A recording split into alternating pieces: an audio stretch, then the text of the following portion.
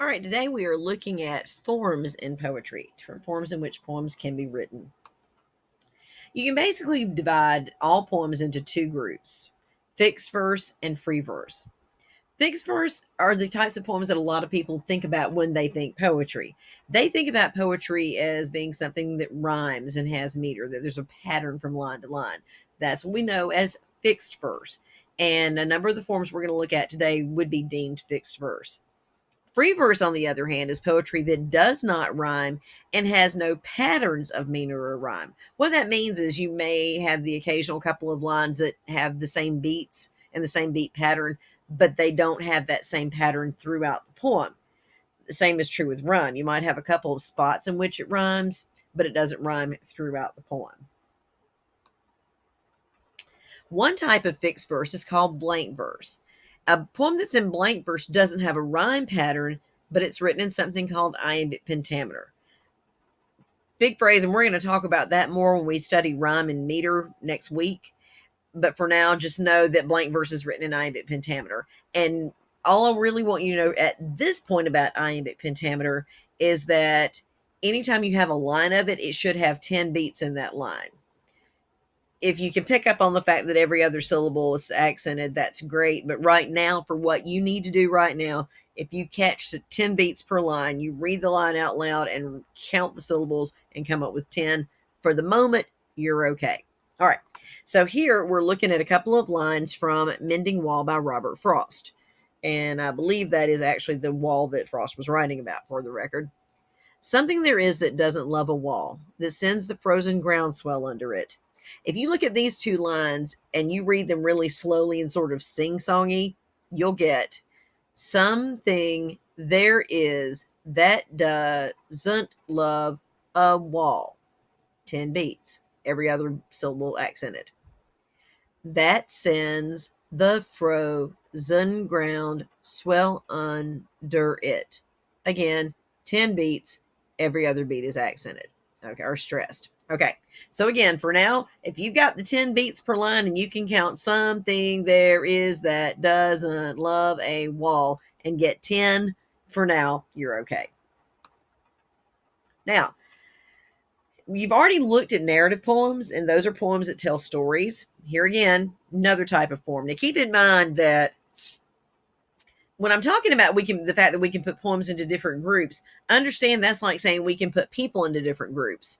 We can divide, if you look at it as traditionally people have looked at it, you divide people into two groups, male and female. We won't get into any of the other stuff there because I just need illustrative purposes for the moment. But yeah, you can divide them male, female. You can divide people by their races. You can divide people by tall and short. So it doesn't mean that when you're talking about dividing poems into groups, a poem can be narrative and fixed verse, or it can be narrative and free verse. Hopefully I'm not confusing you to death right now. All I mean to say is that, yeah, all poems can either be fixed or free, but then you can have a lot of variations in those fixed and free too. Okay. A narrative is a poem that tells a story. We've talked about that already. You did narrative poems as your very first assignment when we did start distance learning. You also have poems that are lyric poems. Lyric poems, when you think lyrics, you think like song lyrics probably. When we're talking about lyric poetry, we're talking about poetry that expresses deep feeling or emotion and generally does have a song-like quality. So here again, a lyric poem could rhyme and have meter. That means it's a fixed verse lyric poem. But then again, it could express those strong emotions and not have any rhyme. So it would be a free verse lyric poem. Okay, hopefully this is all clicking a little bit. All right. A specific type of narrative poem is one called a ballad. Now, here again, when you think ballad, you are probably thinking like a love song. That's what we generally tend to think of ballads as now. But a ballad is actually a song or poem that tells a story. And you may not realize it, but you have heard a lot of ballads over the course of your life by this definition. Probably most of you have heard the song The Gambler, for example. If you hadn't heard it before, you probably heard it when Kenny Rogers passed away recently. On a warm summer's eve, on a train bound for nowhere, I met up with the gambler. We were both too tired to sleep, so we took to staring out the window at the darkness. The boredom overtook us, and he began to speak. And the song then goes on to tell us the story of the gambler's time on the train and talking to the younger man and how he passes away in his sleep near the end of the song. All right. That's what we mean by ballad, something that's telling a story. And for the record, that is Kenny Rogers in that picture from the TV movie The Gambler. And the person standing in the picture to our right and Kenny Rogers' left is Bruce Boxleitner, who was one of my big teen crushes back in the day.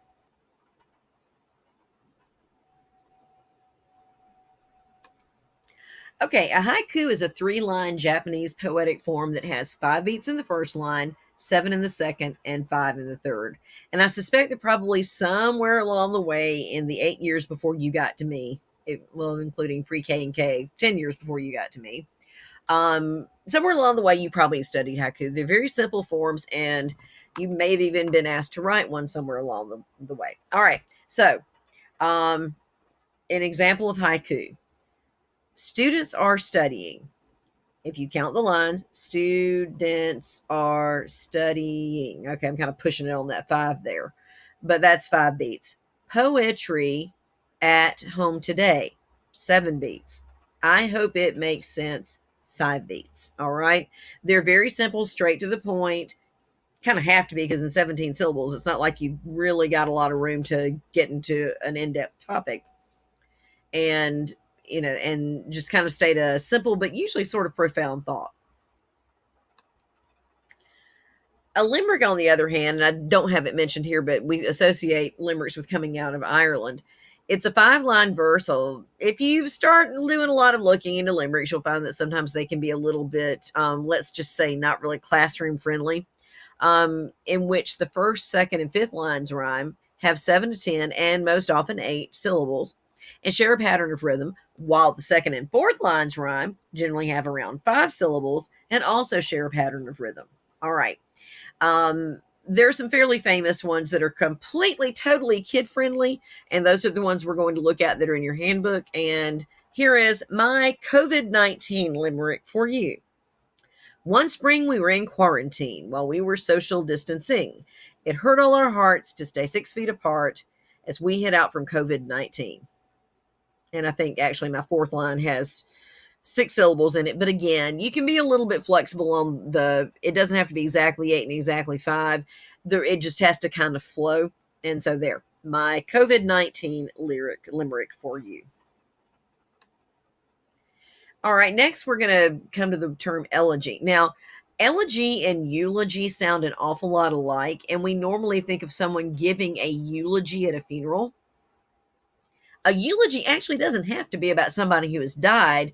An elegy, on the other hand, is a poem written in honor of someone who has died. All right. So eulogy, the term you probably already know and associate with death, is not what we're talking about here.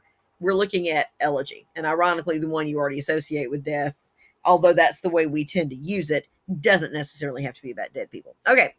So in this particular poem, to an athlete dying young from A.E. Housman, he is writing about a young athlete who has passed away before his time. And so here's a portion of that poem. The time you won your town the race, we cheered you through the marketplace. And by cheered you, he means like holding the victorious person up on their shoulders. Man and boy stood cheering by, and home we brought you shoulder high. Today the road all runners come, shoulder high we bring you home. And in this case, as pallbearers in a casket. And set you at your threshold down, townsman of a stiller town. And of course, they're setting him down in his grave where he will be a member of a stiller town, as in the cemetery. One of my favorite types of poem is the villanelle. I just think they sound really cool, although I've tried writing them and they're kind of tough to write for some reasons I'll explain in just a minute. A villanelle has the following traits. 1, it has 19 lines. 5 of those 19 lines are made up, 5 of those verses are tercets. They make up actually 15 of those lines, sorry.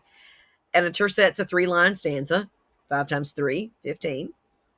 And a quatrain, 4-line stanza. 15 plus 4 is 19. So you have 5 3-line stanzas, which if you look at, if I could tell you over here on the right, you'll see that. And a quatrain, that means that last stanza has 4 lines. All right. In a villanelle, and this is what makes it tricky to write, you use only two end rhyme sounds. If you look at the W.H. Auden poem over here, you'll notice that everything either rhymes with so or pay. That means you got to get 19 lines out of two end sounds. That's kind of tough. Now, the plus to that is that you will notice also as you read the poem, some of those lines repeat. Okay. Your first line in a villanelle is also your sixth line, your 12th line, and your 18th line. Your third line is also your ninth line, your 15th line, and your 19th line. Now, if you're thinking, Mazar, that's a lot to remember. I don't know if I can keep up with all that. It's okay. You'll be able to recognize a villanelle because you'll see that it has 19 lines. And when it comes test time, if you can count to 19, I'm not going to give you a 19-line poem that's not a villanelle. So if you can remember villanelle, 19 lines, that's all ultimately I'm expecting you to know. However, I do feel morally obligated to tell you the rest of the stuff just so you will have heard it. All right. So here is If I Could Tell You by W.H. Auden. Time will say nothing, but I told you so. Time only knows the price we have to pay. If I could tell you, I would let you know. If we should weep when clowns put on their show, if we should stumble when musicians play, time will say nothing, but I told you so. There are no fortunes to be told, although, because I love you more than I can say, if I could tell you, I would let you know. The winds must come from somewhere when they blow. There must be reasons why the leaves decay. Time will say nothing, but I told you so. Perhaps the roses really want to grow. The vision seriously intends to stay. If I could tell you, I would let you know. Suppose all the lions get up and go, and all the brooks and soldiers run away. Will time say nothing but I told you so? If I could tell you, I would let you know. And you'll notice that line 18 is just a little bit different from line 1. And sometimes you do have a little bit of a change in there somewhere. But basically, you have a lot of repetition of those lines because those are some key ideas that the poet is trying to get across. What makes it tough to write a villanelle is it's obviously those 8 lines are easy enough because you come up with 2 lines and then you just keep rewriting them. Where it gets tricky is that you've got to do 11 other lines with just those end sounds. An ode is a poem in which the speaker praises people, natural scenes, or abstract ideas. Okay. If you're thinking, well, couldn't you write an ode to a dead person? Yeah, you actually could. Just kind of rock with elegies, living people. Excuse me. Don't think that. That's bad. Elegies, dead people. Think odes more about living people. All right. Now, I'm actually pulling a song up for this. I'm trying to give you some examples that are a little bit, that the poems themselves will be clearer. And sometimes it's easier to do that through song. You saw that with The Gambler. This is from the song Beautiful Boy, Darling Boy by John Lennon, which he wrote as an ode to his son, Sean. Now, what makes it a particularly sad sort of song now is the fact that he ended up being murdered when his son was 5.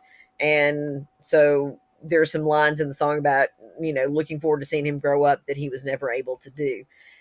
But I've given you the less sad part of the song here. Okay. Close your eyes. Have no fear. The monster's gone. He's on the run, and your daddy's here.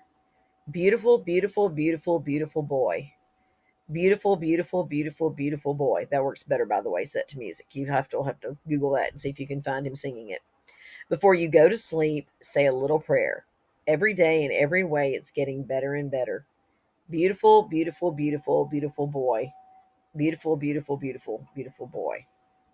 And for the record, I altered the lyrics a little bit and used to sing that to Price all the time when he was a baby. All right, we're going to look next at the sonnet. Now, there are multiple types of sonnets, but we're going to look at 2 of them because these are the 2 that your average garden variety 9th grader should be expected to know. Okay, you see that term iambic pentameter again, and I'm going to tell you about iambic pentameter.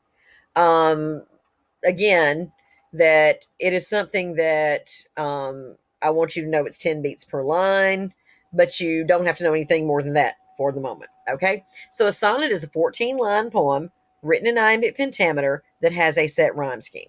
All right, now, where our two types of sonnets are going to be different. Both are going to be 14 lines. If you can count to 14, again, I'm not going to give you a 14 line poem that's not a sonnet. So think sonnet 14 lines.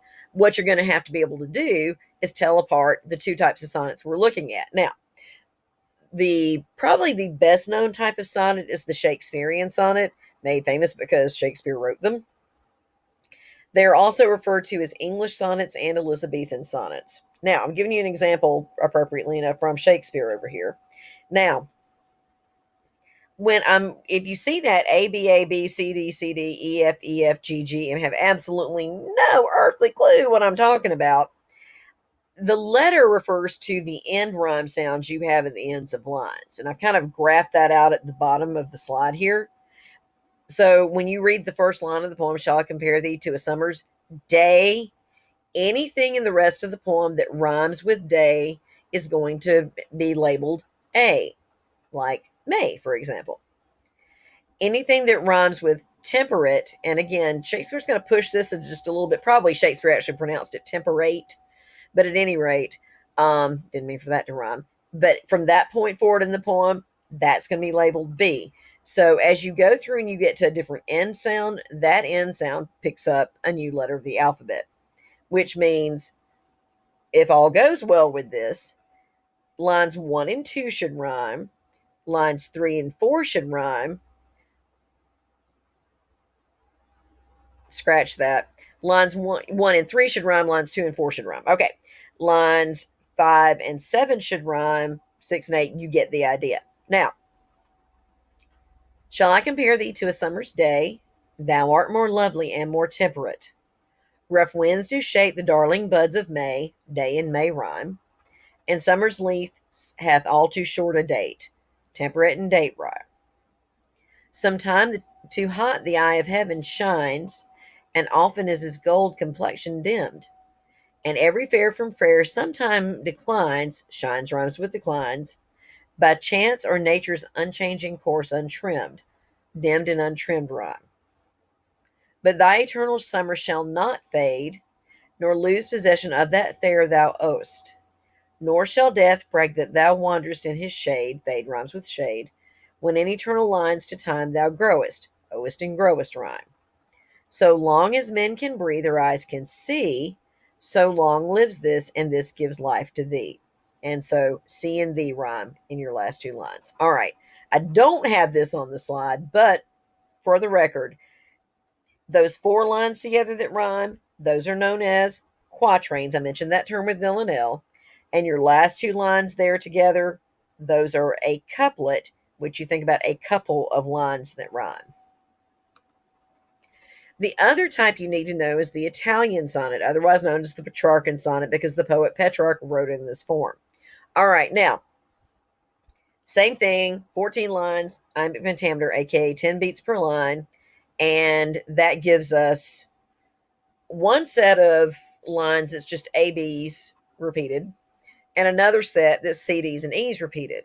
All right, that 8-line group is an octave. That 6-line group is a sestet. Now, I'm not going to test you over the octave and sestet thing. Again, it's not here on the slide. Just throwing in because it's something good for you to know. All right. Now, here again, let's look at how all this works out rhyme-wise. And for the record, this is actually the poet here, Henry Wadsworth Longfellow, wrote this about his wife who had passed away. He wrote it 18 years after her death. Yes, that is actually the cemetery with them over there and on the right. In the long sleepless watches of the night, a gentle face, the face of one long dead, looks at me from the wall where round its head, note that dead and head rhyme, the night lamp casts a halo of a halo of pale light. Night rhymes with light.